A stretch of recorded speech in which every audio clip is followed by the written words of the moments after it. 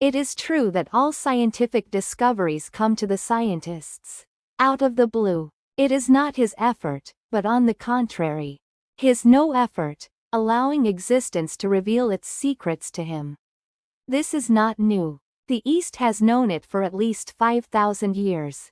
Lao Tzu has even given it a name: effortless effort, action without action. He was trying to explain that whatever man has come to know is not through effort. Although there is much effort involved, hence there is great misunderstanding. I will give you an example that will help. For 6 years, Gautam Buddha continuously did everything that was supposed to make him enlightened. And he was such a sincere seeker. He lived with many masters. With ordinary people, insincere seekers, half-hearted seekers, even the bogus masters can go on pretending that they are authentic.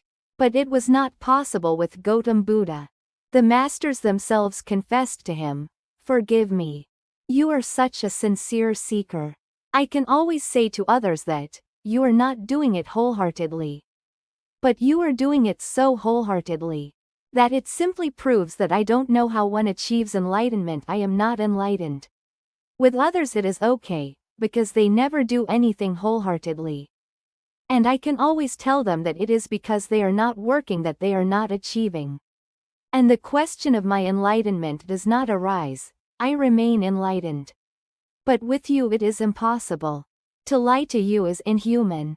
You simply go to some other master. He went to all the known famous masters, and the result was the same. The last master said to him, "You have worked enough. You have done everything that is possible for human beings. Nothing more can be done. Now you just retire into the forest. You have renounced the world, now renounce this spiritual effort. Forget all about enlightenment. And I know you are capable if you can forget all about your kingdom. You can forget all about this enlightenment. Just relax, deep in the forest." He moved to the forest. And the first night, relaxing under a Bodhi tree near Bodh Gaya by the side of a small river, Niranjana. On a full moon night, he became enlightened. He was not doing anything for enlightenment. The enlightenment came out of the blue. But don't think that you can go and catch the train to Bodh Gaya on a full moon night. Lie down by the side of the tree, near the Niranjana river, and wait for enlightenment.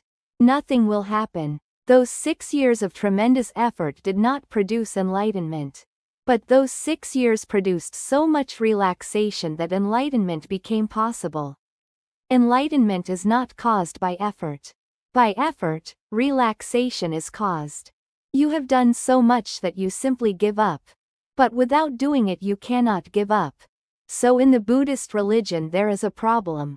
There are sects who think that Buddha's enlightenment happened because of 6 years of effort. Those 6 years preceded, enlightenment followed. To the ordinary logic it seems so. Only one school, Zen, has been very extraordinary in its insight. It says it was not caused by 6 years of effort. But 6 years of effort has caused relaxation, and relaxation simply opens you up to the unknown, to the unknowable.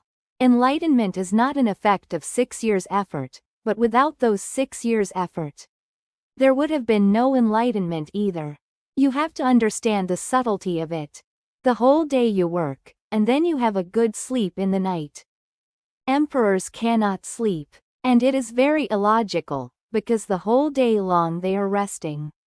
It is logical that the person who is practicing rest the whole day long should rest deeper in the night than you, who have been working the whole day, tiring yourself. Your practice is not for relaxation, your practice is against it. But life is not logic, fortunately. Otherwise the person who has been working hard the whole day will have to work hard the whole night too. In his whole life he will not get any rest. Because his training and his discipline will become more and more mature and more ripened. It is good that life has a dynamic, a dialectics. All day you have been making great effort, you have earned relaxation. You need relaxation, you have worked hard. Nature is compassionate. The emperor has been resting the whole day, He does not need any sleep at night. Nature does not care whether he is an emperor or a beggar. The dialectics of life is that the people who makes great effort for enlightenment will not achieve by their effort. One day they will have to give it all up, and in that moment of relaxation, something opens up. You are not the doer, something happens to you. And the same is true about scientific discoveries. The law is the same. A scientist works for years on a certain project. And then one day he has done everything that he could possibly think of. He drops the whole idea. And suddenly a window opens, and what he was searching for, with such great effort, is made available to him without any effort at all. In fact, there are deep reasons in it. Whenever you are making effort, you become tense. When you are tense, your mind becomes narrow. And you are so ambitious, so desirous, so much in a hurry to get something, that you are almost a chaos. And to know anything, either scientific or religious, you need a silent, peaceful awareness.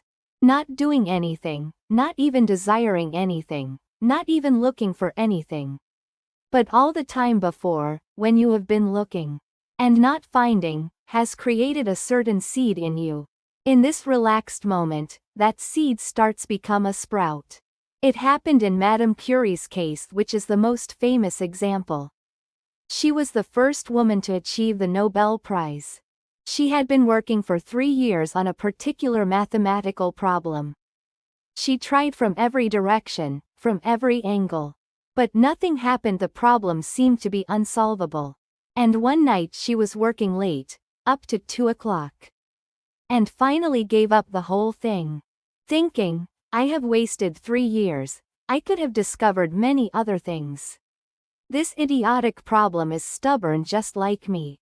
I am stubborn too, but now I drop out of this fight. She closed the notebook in which she was working, went to sleep, and in the morning, she was alone in the room, and the room was locked from inside. And anyway, even if it were not locked, nobody else could have done it. If Madame Curie was not able to do it in 3 years, how could somebody else have done it overnight? She went to her table, and she found a piece of paper, just on top of her notebook, under the paperweight, with the solution to the problem.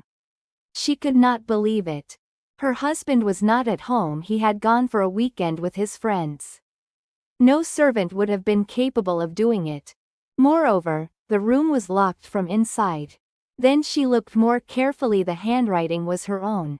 Then, slowly, she remembered that she had had a dream. That she was working on the problem and she had solved it. Perhaps in sleep she got up and wrote down the answer that had come in her dream, not to forget it in the morning. This has been happening to almost all great scientists. So you are right that the scientist has no right to say, "This is my discovery." In a way, it is not his discovery. In a way, it is existence that had chosen him to be a vehicle. Existence has not chosen anybody else to be a vehicle. He has been chosen because he has been working so hard that he had come to the point where relaxation is possible, complete and total relaxation. In that total relaxation, existence opens its secrets. Understanding this, you can see many implications that in this way, science and religion are exactly the same. Their objects may be different. Science may be looking outward, religion may be looking inward. But the discovery either of science or of religion happens in the same kind of state, the totally relaxed mind.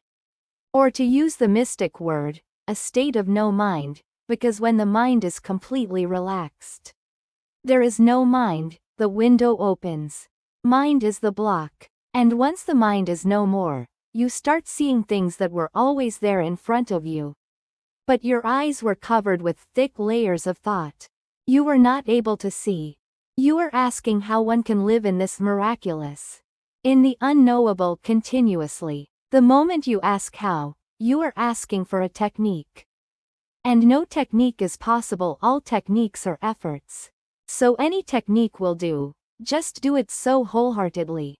That you come to a point where you drop it because the real thing is to drop it. There are 112 methods of meditation. But the real thing is not the meditation, the real thing is that after all those 112 methods the same thing happens. You have done it exhaustively. You have staked everything in now. Seeing that you don't have any more energy, and more desire, you relax. All efforts are dropped, all techniques forgotten. In this innocence, the miraculous is yours. You are part of it, you have been always part of it. The unknowable is not something separate from you, it is your heartbeat. Your heartbeat has a synchronicity with the heartbeat of the whole universe. But let me remind you again first. You have to do everything that is possible for you, not holding anything back. Not thinking that anyway finally you are going to drop it, so why put so much energy into it? No. You have to be madly in it, as if effort is going to give you the truth. Only then one day, tired, exhausted, finished with effort, you relax. You don't know that depth of relaxation will depend on the depth of your effort. If the effort was 100% total, then the relaxation will be 100% total. And with the total relaxation you have moved into the miraculous, into the unknowable. Then it is your world. Then you breathe in it, you live in it.